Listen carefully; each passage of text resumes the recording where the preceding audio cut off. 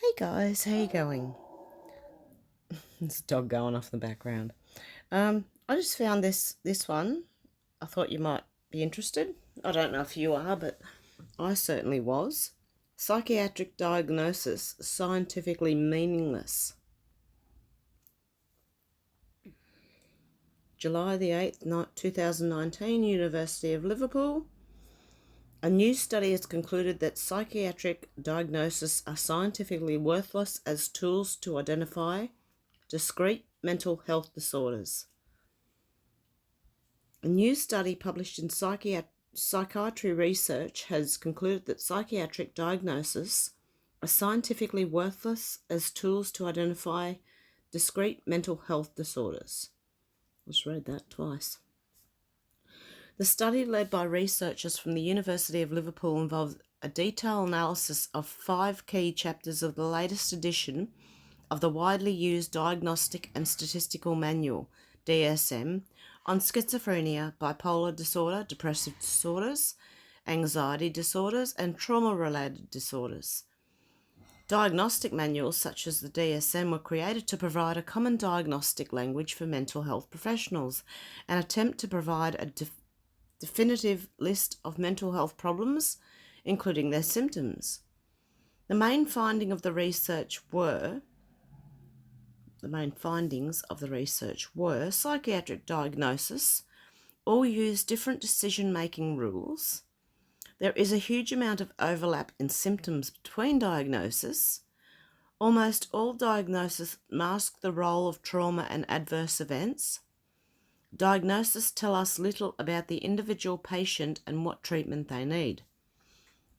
The authors conclude that the diagnostic labelling represents a disingenuous categorical system.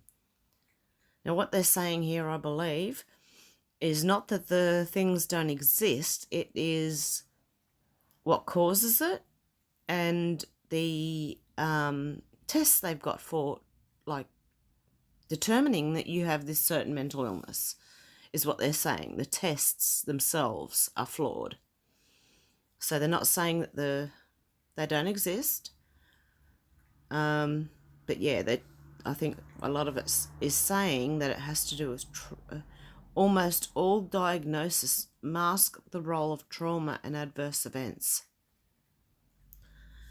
So the authors conclude that diagnostic labelling represents a disingenuous categorical system. Lead researcher Dr. Kate Alsop, University of Liverpool, said, although diagnostic labels create the illusion of an explanation, they are scientifically meaningless and can create stigma and prejudice.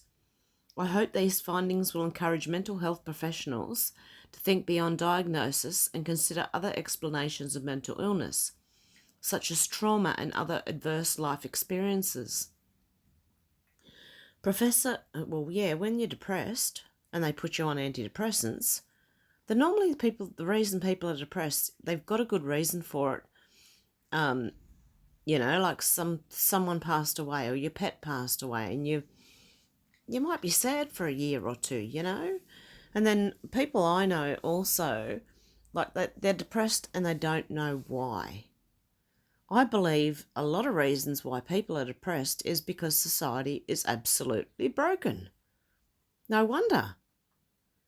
Because when you sit back and you look at everything, and as I said, I've been looking at this for about 10 years, and I'm not saying I'm better than anyone else. I've just had the time to look. Where most people are at work, I am not well. I'm at home, and to keep my mind busy, just because my body's not well, to keep my mind busy, I've been looking at all this stuff.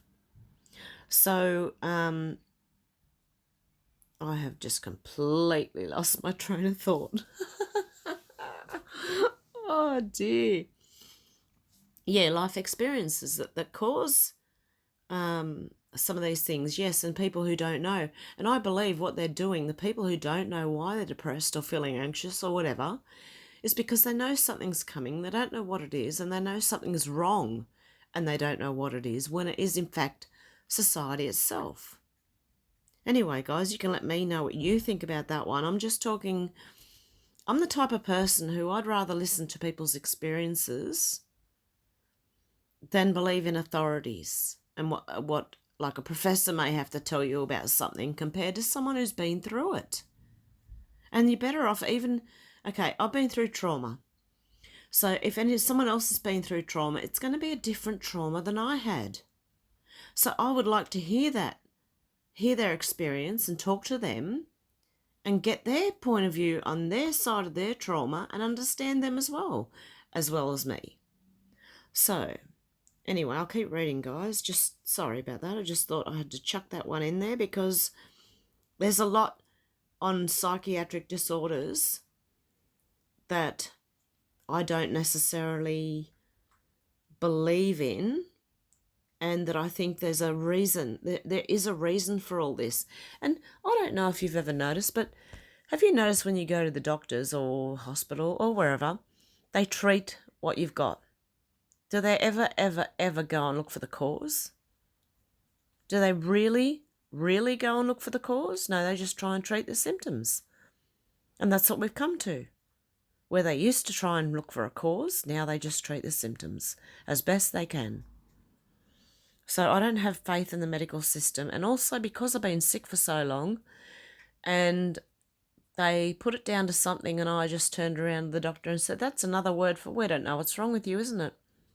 And he said, yes, it is. Sorry, it is. So anyway, guys, I don't have faith in doctors and experts and as much as other people probably would, you know. I don't trust them as much either. But anyway, okay, back to it. I said that before.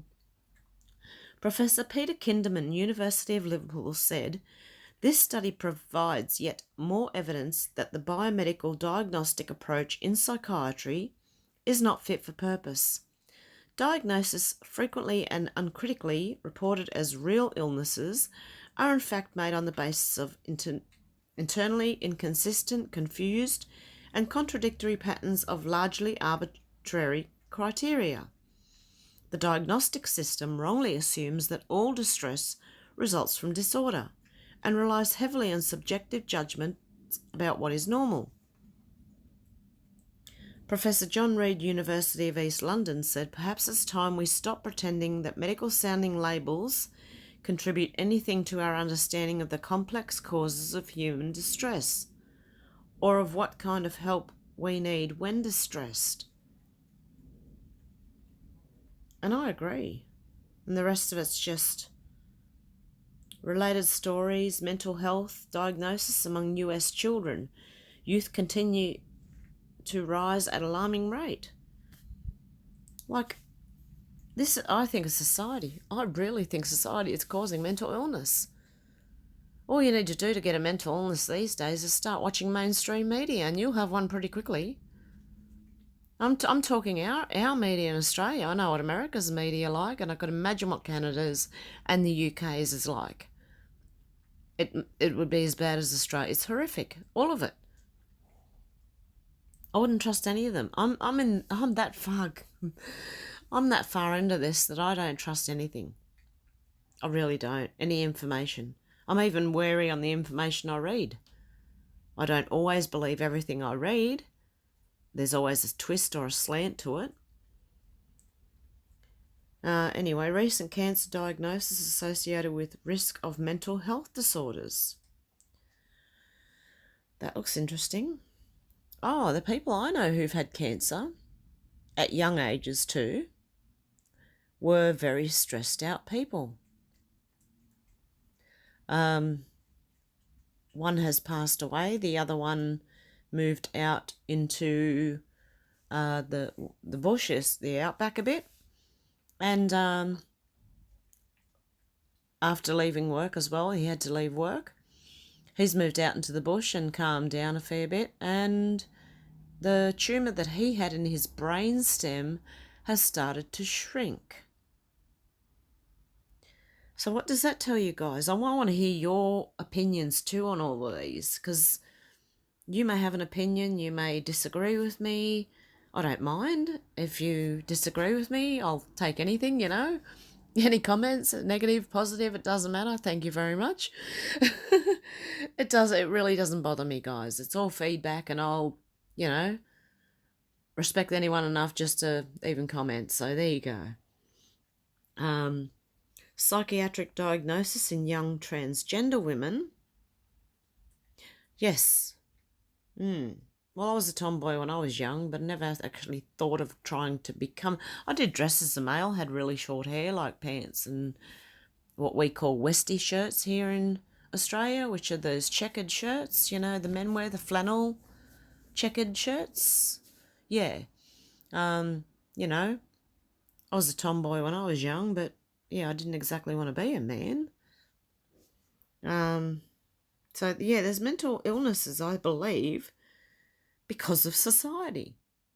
It just keeps coming back to me, the same thing. It's all the TV programming, it's all the propaganda, it's everything. And also, I don't know how much you realise, but how much fear is driven into us from media and movies and TV shows. And like even the funniest TV show can play on a deep inner fear that you have. Like if you ever watched Friends, you could take from that puts into people's heads that a fear of not finding somebody, being single for the rest of your life. Also of just that came out in the 90s, and it was like single people, and yeah, it was sort of promoting the single life to an extent. In the end, they did couple up and everything, but there is an agenda there. There's an agenda in every TV show, and you can see it once you know, and you know what to look for. You start watching them with different eyes, and it's never the same. But hey, I wouldn't give this back for the world. What I've been through and what I know. Even though I do look at things very differently now, TV, movies, authority, I still wouldn't give it back for the world. I still am very grateful and humbled by what I know. So, yeah, guys, let me know what you think about these psychiatric. Why do you think mental illness is on the rise? That's a good question. Let me know what you think, guys. Like, subscribe, comment, whatever you like, guys. Still love yous all anyway. Okay, guys, take it easy. Have a good one. Bye.